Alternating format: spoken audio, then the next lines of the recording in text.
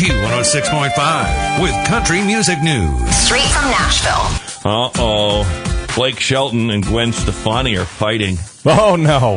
Hold it. It was just on TV. Yeah, It was just for The Voice last night. They had a little set to, as they're trying to recruit people, for the contest. Oh, yeah. Yeah.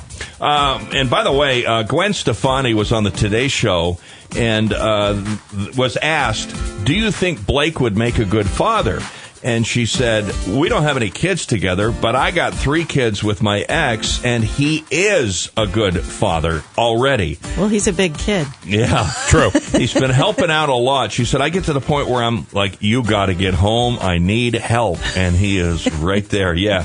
As Cindy said, to play with the kids. Have fun. She passes him as he's walking in the house. I'm out of here. Yeah. Your turn. Tag I your got it. stuff to do. Jason Aldean, very close to Kane Brown after they toured together.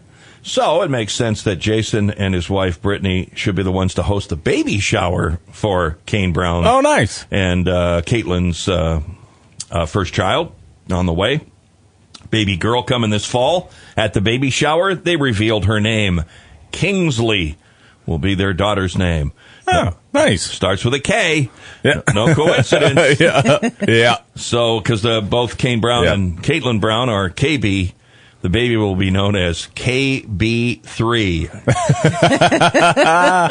Yeah, it's a different world. KB 2.0. There you go. Chris Stapleton has been named the ACM Artist-Songwriter of the Decade. Yeah. Yeah. Of course, he built a career as a writer in Nashville before he became a star artist on his own. He's the first recipient of the new honor. And he said, quote, no, actually, here's what the honor says.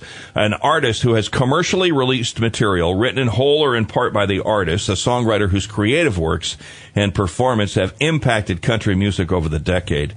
And that he has certainly done. Absolutely. Definitely. They also, they went on to say, this is, super shortened version, but, how basically if he weren't writing songs, Nashville would not be the same. And that is so true to say about Chris Stapleton. Yeah, absolutely. A huge impact. Yeah, big time. Good for him.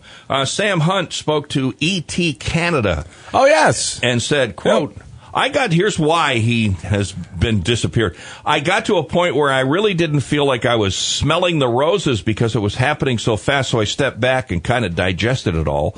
More than anything, I made a conscious effort to think about how I wanted the next few years to go, how I wanted to experience my 30s, and how I wanted to approach music going forward.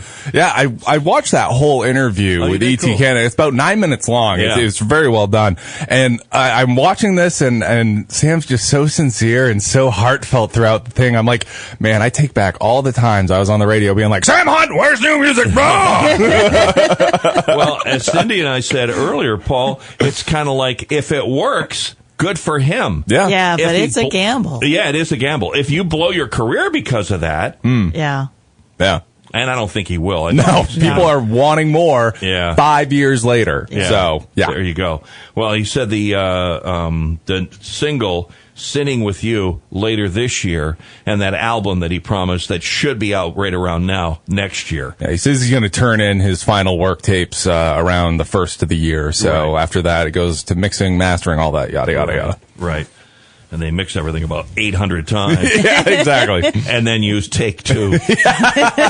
Always the case. More at tasteofcountry.com and Q1065.fm.